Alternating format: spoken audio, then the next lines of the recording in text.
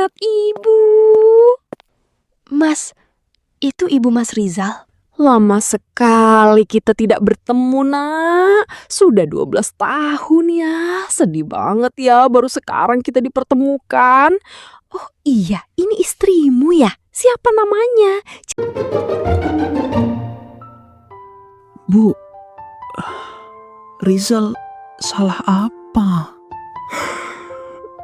Bu, Rizal tahu kondisi lagi susah. Tapi Rizal bisa bantu. Rizal bisa kerja. Rizal tidak minta apa-apa. Cuma tempat tidur saja. Rizal, dengar baik-baik. Di rumah ini tidak ada tempat bagi mereka yang menjadi beban. Kami sudah cukup terbebani dengan keadaan yang ada. Lihat yang lain, mereka semua berjuang dengan cara masing-masing. Sementara kamu, selama ini kamu hanya menjadi beban bagi keluarga ini. Hanya menjadi sampah yang harus segera dibuang. Rizal tidak akan menjadi beban, Bu. Rizal bisa. Kamu sudah 18 tahun, sudah besar, sudah lulus SMA, sudah bisa hidup mandiri. Jangan manja dan cepat pergi. Bu, sekarang malam. Hujan. Rizal mau kemana malam-malam? Itu masalahmu, jadi harus kamu cari tahu sendiri. Ibu tidak tahu dan ibu tidak mau tahu. Kamu bukan tanggung jawab ibu lagi. Bu, ini Rizal, anak ibu. Bu, satu malam saja. Rizal akan pergi pagi. Bu, tolong.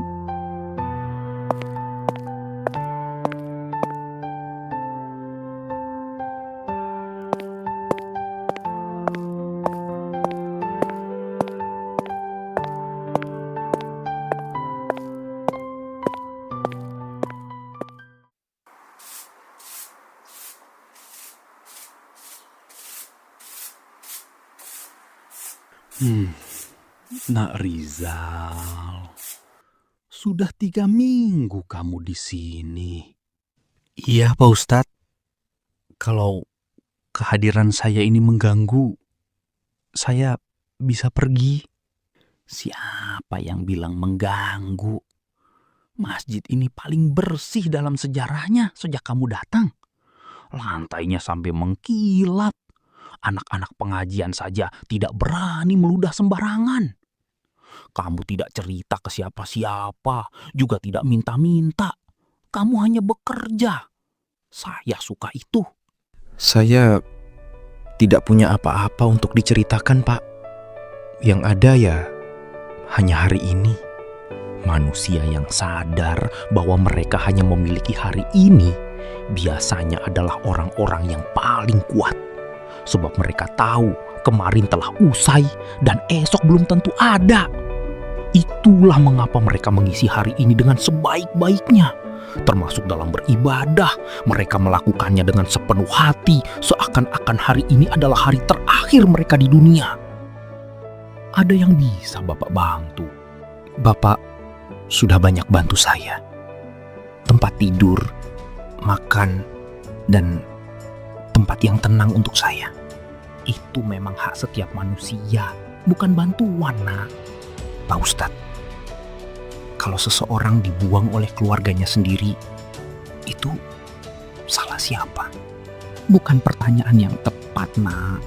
Pertanyaan yang tepat adalah, setelah ini kamu mau jadi siapa?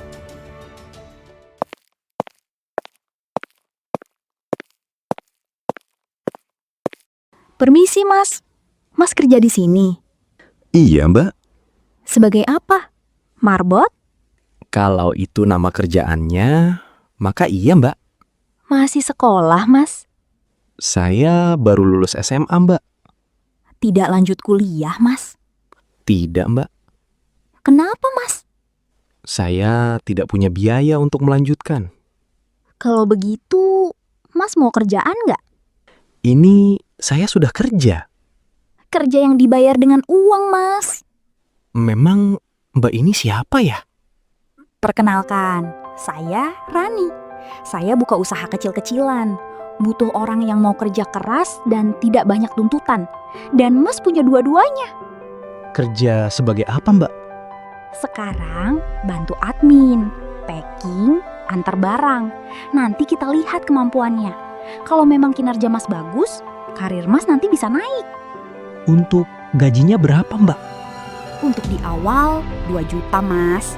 Kecil sih, tapi ini baru mulai. Nanti juga akan naik sesuai kinerja. Tapi Mas harus ikut saya ke Jogja. Jogja? Saya belum pernah ke sana, Mbak. Iya Jogja Mas. Saya buka usahanya di sana. Kebetulan sekarang saya lagi mengunjungi keluarga di sini. Oke Mbak, saya mau. Kapan kita berangkat? 3 hari lagi Mas. Setelah urusan saya selesai, saya akan jemput kamu. Oh iya, ada nomor HP yang bisa saya simpan Mas? Maaf Mbak, saya tidak punya HP. Saya akan menunggu Mbak saja di sini sampai 3 hari lagi Mbak menjemput saya. Oke Mas. Nanti saya datang lagi menjemputmu ya. Eits, jangan kabur dulu dong teman semua. Filmnya cuma pause sebentar buat selingan ceria. Sambil lanjut ngemil, yuk support channel kita dengan subscribe dan like penuh hati gembira.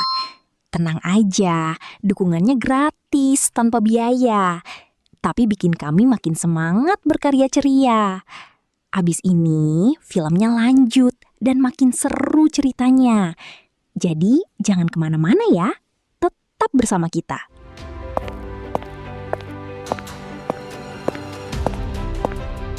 Mas, kamu bisa handle pembukuan nggak? Saya akan coba untuk mempelajarinya Mbak. Di dunia ini, aku benar-benar sendirian. Tak ada satupun orang yang sudi membimbingku. Bahkan keluargaku sendiri memilih untuk membuangku. Seolah-olah aku hanyalah sampah di mata mereka. Tapi tak apa. Aku akan belajar dan berjuang dengan kakiku sendiri. Meski jujur, berjuang sendirian itu terasa sangat sepi. Ayo Rizal, kamu pasti bisa. Bertahanlah wahai tubuh. Jangan menyerah sekarang. Selamat pagi semuanya. Perkenalkan, ini Rizal, asisten manajer kita yang baru. Semoga kedepannya kita dapat bekerja sama dengan baik dan saling mendukung untuk mencapai tujuan bersama. Terima kasih atas sambutannya. Senang bisa berada di posisi ini. Dan saya berharap kita bisa bekerja sama dengan baik serta saling mendukung ke depannya.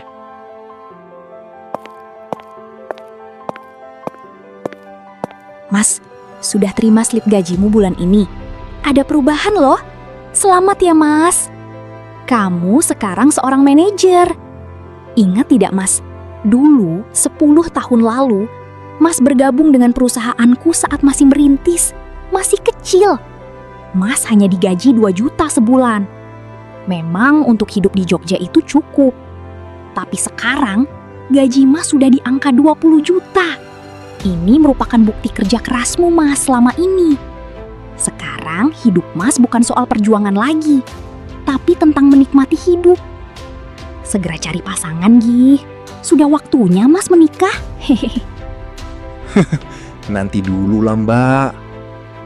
Terima kasih banyak ya Mbak untuk kesempatan yang Mbak kasih ke saya 10 tahun lalu. Saya akan bekerja sebaik mungkin untuk perusahaan yang membesarkan saya. Tapi jangan tiba-tiba pecat saya ya Mbak. Akhirnya, setelah 10 tahun berjuang dan belajar dari nol, aku sampai di titik ini. Kerja keras memang tidak pernah mengkhianati hasil. Ternyata benar. Luka paling dalam seringkali menjadi bahan bakar terkuat untuk berjuang mati-matian. Jika dulu ibu tidak membuangku, mungkin aku masih terjebak sebagai karyawan biasa yang terus diperas di rumah itu. Kini, aku justru bersyukur atas pengusiran itu. Karena tanpanya, aku takkan pernah meraih pencapaian yang seluar biasa ini. Aduh, Mas, tunggu. Jangan dibawa ke kasir dulu. Wah, ada apa ya? Saya baru mau bayar, bukan mau lari.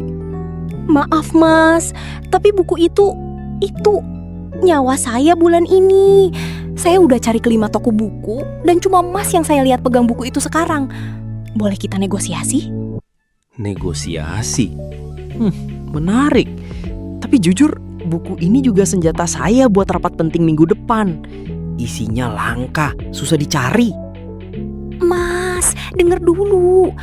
Mas kan sudah kerja, sudah kelihatan sukses juga. Kalau Mas telat rapat, paling cuma ditegur bos. Tapi kalau saya nggak dapet buku ini buat skripsi, saya bisa jadi mahasiswa abadi. Mas tega lihat saya nggak lulus-lulus. Wah, bawa-bawa masa depan ya. Strategi yang bagus. Tapi gimana kalau saya bilang saya juga butuh ini supaya karir saya nggak terhambat? Gini deh Mas, Mas kan kelihatan pinter. Pasti tanpa buku ini pun Mas tetap bisa sukses. Sedangkan saya sangat butuh bantuan orang baik untuk memberikan buku itu supaya bab 4 saya kelar. Gimana kalau Mas kasih buku ini ke saya dan sebagai gantinya saya doakan Mas naik gaji deh. Doa ya. Tawaran yang lumayan. Tapi saya punya ide yang lebih baik. Apa tuh? Ambillah. Saya nggak mau jadi alasan seseorang gagal lulus. Lagi pula, semangat kamu buat dapetin buku ini lebih keren daripada alasan kerjaan saya. Serius? Wah, Mas beneran orang baik. Makasih banyak ya Mas. Mas. Rizal. Panggil Rizal saja.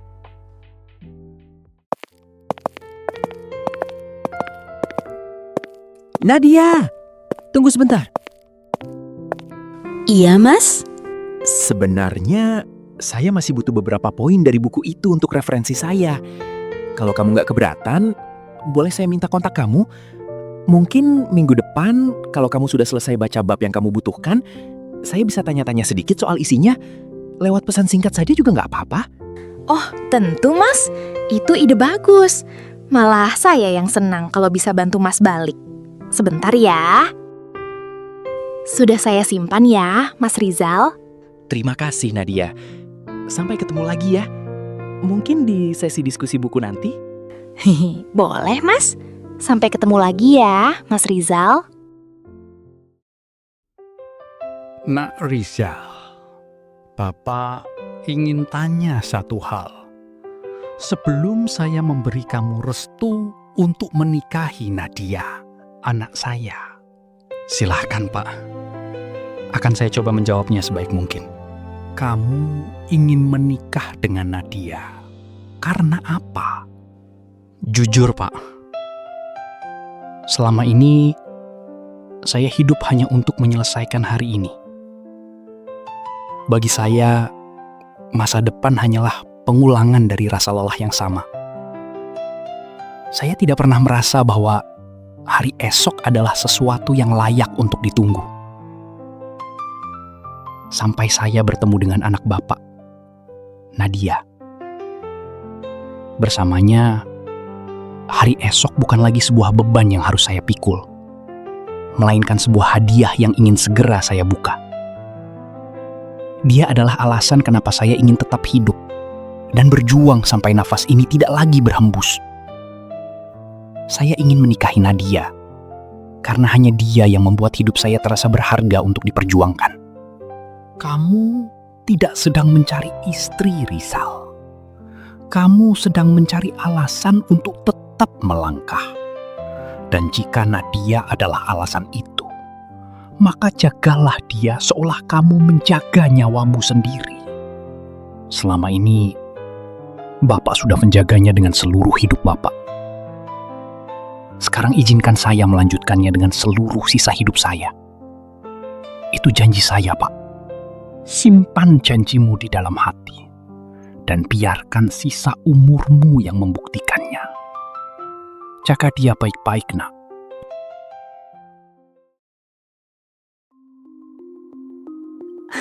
Rizal, Nak.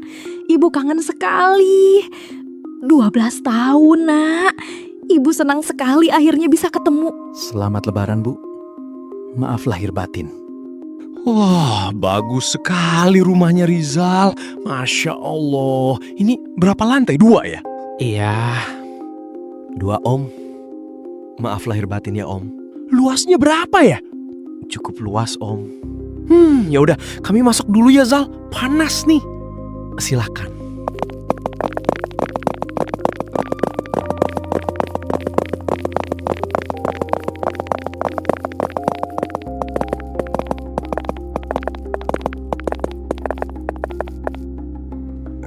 Maaf ya Zal, aku ya gitu.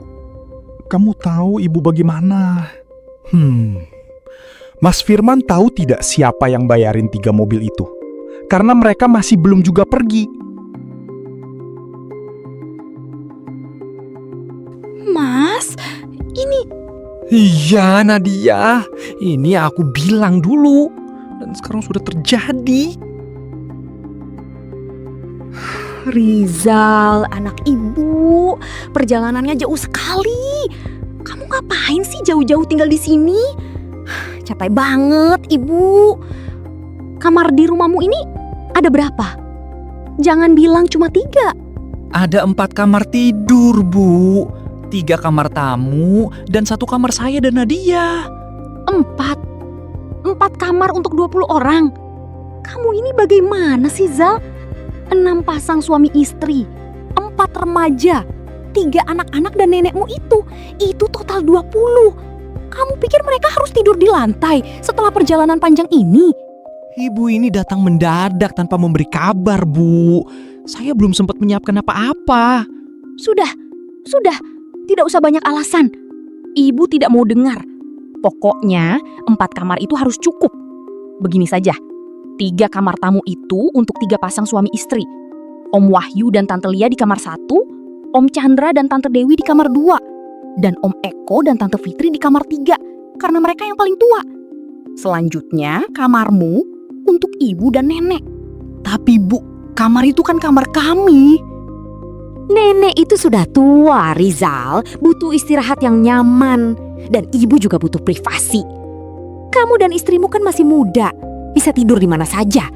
Di sofa juga bisa kan? Atau gelar matras di ruang kerja. Jangan banyak protes. Tidak bisa, Bu. Kamar saya itu ada dokumen penting dan peralatan yang tidak bisa dipindahkan. Saya dan Nadia butuh privasi. Dan itu kamar pribadi kami. Bagaimana kalau ibu dan nenek menempati kamar tamu 1 saja? Itu kamar paling nyaman setelah kamar saya dan dekat dengan kamar mandi utama. Ruang privasi? Pasti itu alasanmu saja. Ya sudah, ibu malas berdebat denganmu. Ibu capek. Kalau memang begitu, ibu dan nenek akan di kamar tamu 1. Tapi ingat, jangan sampai ada yang mengganggu ibu dan nenek. Sekarang, sisa 2 pasang suami istri itu. Gani dan Hana, serta Firman dan Santi. Mereka tidur di ruang keluarga dan ruang tamu. Gelar saja matras yang banyak.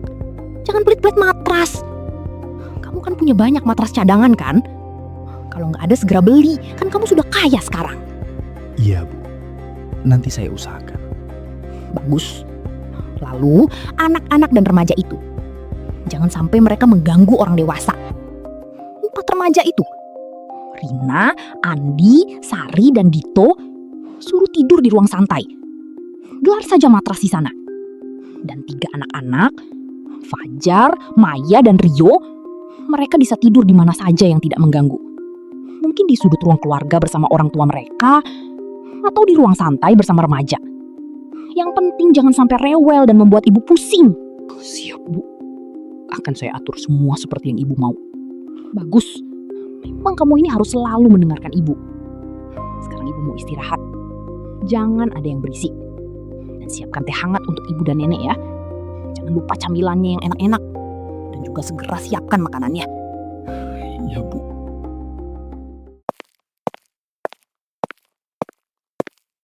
Tri, tolong bikin minum dulu buat semua ya. Teh manis, es sirup, sama kopi juga ya. Mbak, cangkirnya tidak cukup untuk 20 orang. Ambil gelas besar saja dulu. Cari gelas-gelas cadangan. Harusnya ada. Tidak apa, beda-beda modelnya. Yang penting gelas. Sama ini mbak, di kulkas bahan makanan tinggal sedikit. Kalau tamunya sebanyak ini, nanti kita atur, Tri. Sekarang yang penting minuman untuk tamu dulu.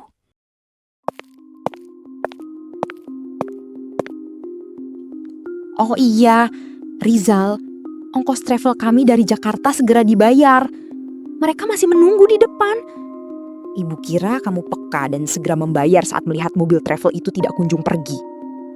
Total 15 juta rupiah. 15 juta, Bu. Tapi itu kan sangat besar, Bu. Apa memang benar ongkosnya sebesar itu? Tidak ada tawar-menawar. Cepat bayar. Jangan banyak alasan. Kamu kan punya uang. Masa untuk keluarga saja kamu perhitungan? Baik, Bu.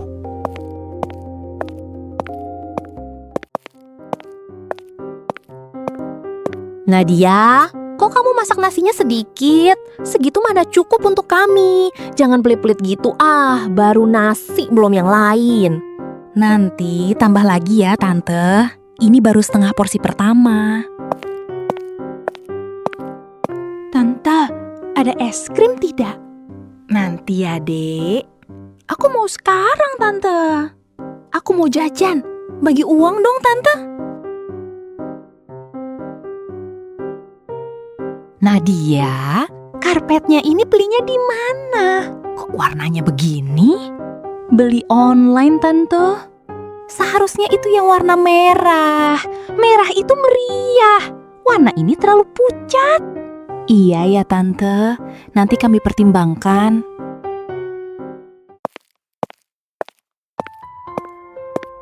Nadia, pengeluaran kita kemarin totalnya 2.800.000 hanya untuk konsumsi dan permintaan lainnya.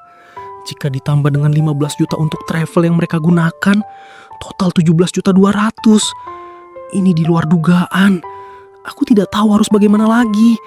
Menolak menjadi mustahil. Iya, Mas. Dan hari ini mungkin akan sama, Mas. Atau bahkan lebih. Kita harus siap, Mas. Untuk kebutuhan dapur, biar aku yang urus. Mas urus kebutuhan mereka saja. Kira-kira mereka akan berapa lama menginap di sini, Mas? Soal berapa lama, ibu belum ada bilang apa-apa. Setiap kali kutanya, jawabannya selalu nanti saja. Baiklah, Mas. Kita hadapi ini bersama. Kita pasti bisa melalui ini. Aku tahu, sayang. Makasih banyak sudah mengerti. Kita hadapi ini bersama ya.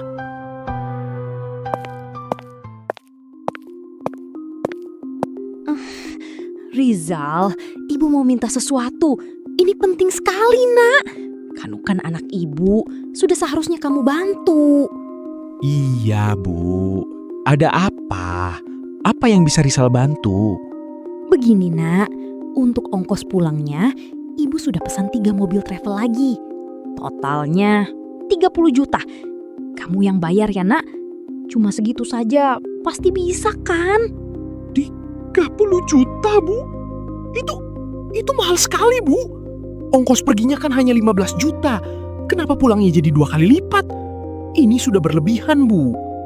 Jangan banyak alasan kamu, Rizal. Sekalian beli oleh-oleh buat kami. Masa iya kami jauh-jauh mendatangimu lalu pulang dengan tangan kosong? Dan THR untuk kami semua itu wajib.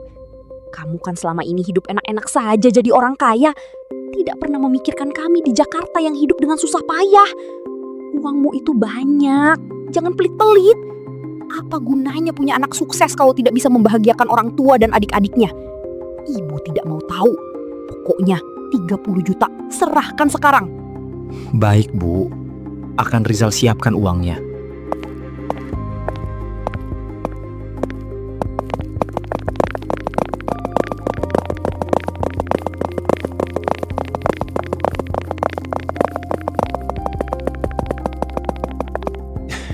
Sudah saya transfer ya ke rekening ibu. Iya nih, sudah masuk uangnya. Dek, lihat itu. Tanaman di depan itu, apa namanya? Cantik sekali ya. Itu Heliconia. Kenapa, Mas? Tumben kamu memperhatikan tanaman. Enggak ada apa-apa. Cuma nanya saja. Cantik. Ya, bagus.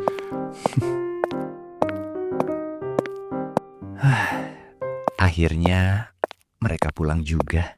Iya, Mas. Maaf Maaf ya sayang, untuk 3 hari yang melelahkan ini. Tidak ada yang perlu dimaafkan, Mas.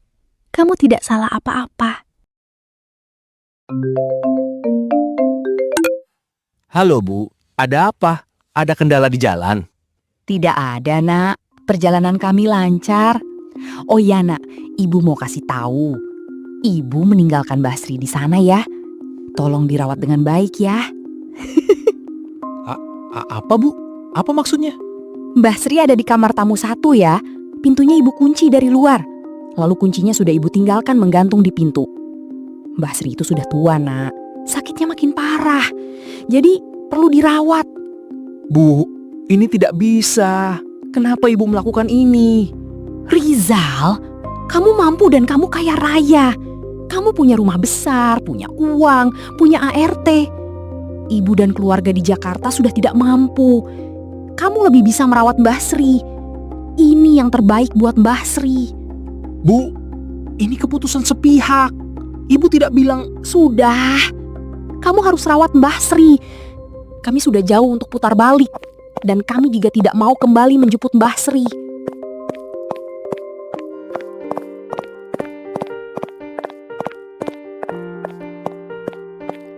Mas, ada apa? Mbah Siapa ini, Mas? Sri, nenek aku. Dari pihak ibu. Ditinggalkan di sini?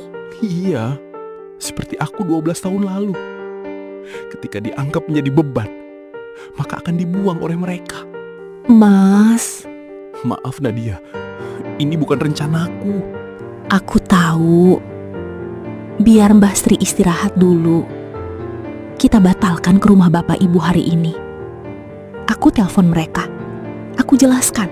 Nadia, ini bukan tanggung jawabmu.